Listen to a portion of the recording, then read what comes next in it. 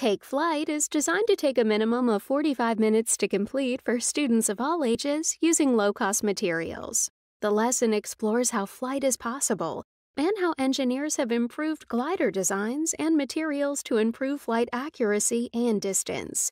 During the lesson, students will explore the forces that make flight possible and learn about how material choice and shape impact flight. Prepare for the lesson by reading the lesson plan, reviewing the PowerPoint, and gathering the required materials. To begin, divide the students into teams of 2 to 3. Hand out the worksheet and materials, and explain the challenge. You're a team of engineers given the challenge of creating a glider out of simple materials that can fly as straight as possible toward a target that's 15 feet away. Students can use only the materials provided. Teams may share or trade materials with other teams. Each team will test their design by flying their glider from a starting point to a target. The distance that each glider successfully flies will be measured and recorded. Use the student reference sheets and PowerPoint slides to share some history on the Wright brothers and to discuss the basic concepts of flight and the 3 main parts of a glider: the wings, the body or fuselage, and the tail. Also explain the 4 forces that impact flight: thrust, weight, lift, and drag. Teams begin by brainstorming solutions and drawing a diagram of the planned glider on paper.